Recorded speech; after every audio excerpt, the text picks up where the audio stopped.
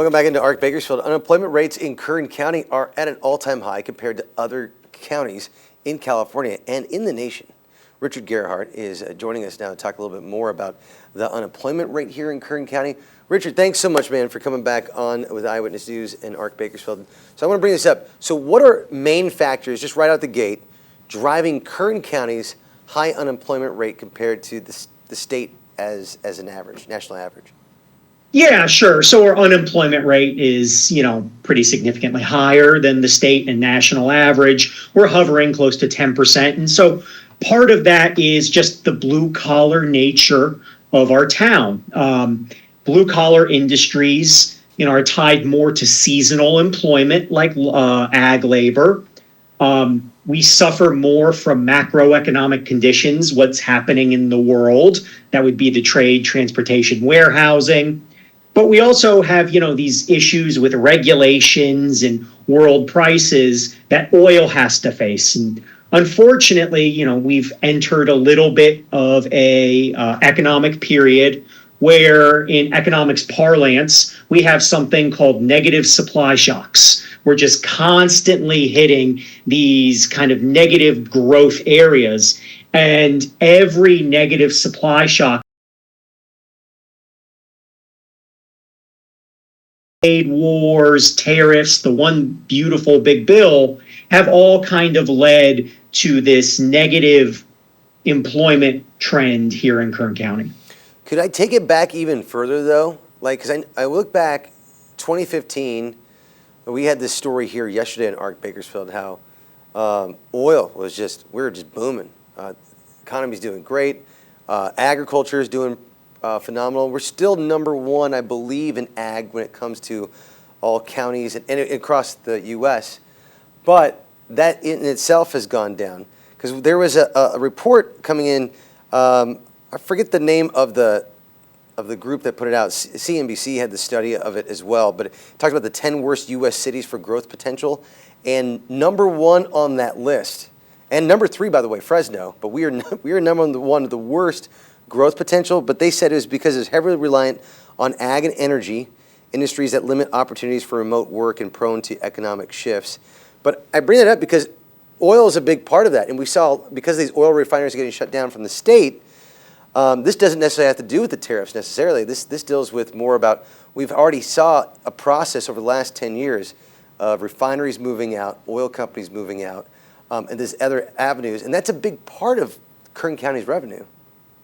Absolutely, yeah. California regulation has been done poorly, especially aimed at the oil and energy industries. And part of the big issue is now Governor Newsom is embracing, domestic oil production, but we've already kind of shuffled out the workers and the refineries and the operations to other states like Texas and Alaska and New Mexico and those sorts of places. Right. Because it's just been an unfriendly environment, and it's almost too little too late. We are still heavily dominated on the world stage with the use of petroleum. And our petroleum has some of the highest environmental standards in the world. They create a lot of employment opportunities for what most people would be considered low skill or with criminal histories. Mm-hmm. And so it's just been these kind of negative regulations by the state of California that have limited our ability to kind of generate economic growth since 2015. And then COVID happened, and we really just haven't recovered. And it's unfortunate because we were primed to be a prime growth area.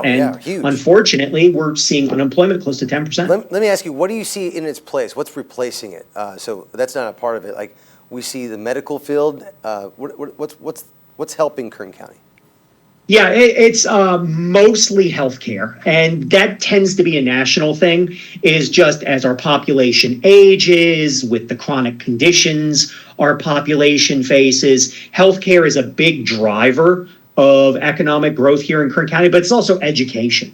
And so while that's good, we want more people to move into the education sphere because that promotes skills and that promotes learning for children. That's a multi-generational thing. That's going to take 30, 40 years. So unfortunately, it seems that a lot of our growth industries here in Kern County right now are just addressing the problems rather than looking more towards the future with AI innovation and data warehousing and all sorts of those industries. Well, this is just a report that came out about education just yesterday about how across the nation, our young generation has education's not looking great at all. So what role do you think this education and the workforce, maybe training, is the better route? Is better education the route for our next growth, or is it like training in like skilled working jobs? Yeah, I'm a huge proponent of skilled working jobs. And I think our local community colleges, Porterville, Taft, BC, have done a phenomenal job offering kind of these skilled trades associate degrees. And, it's unfortunately, we run into a lack of state funding for a lot of these programs. And so it's left to the local community colleges and the local business communities to kind of educate and create skills for these workers. And so while education itself is important, education is kind of useless without the skills building. And that's something that Kern County does well. But that's also something that the blue collar industries have traditionally done well. Again, oil, energy, ag, all of these industries have done phenomenal jobs providing relatively low education individuals with lots of skills training that they can branch out into other industries, manufacturing, warehousing, trade. Again, unfortunately, we're facing a lot of economic headwinds right now where all of the growth potential we saw has kind of come to a halt, and it's unfortunate. That is really, it's tough. And you're in the academic field yourself. You deal with these kids all the time and students, so we appreciate all your hard work, Professor Gerhardt over at CSUB. Thank you so much for coming on. Thank you for having me. It's a pleasure talking to you as usual. Well, we'll bring it back next time we're back in this topic again. Fantastic. Thank you.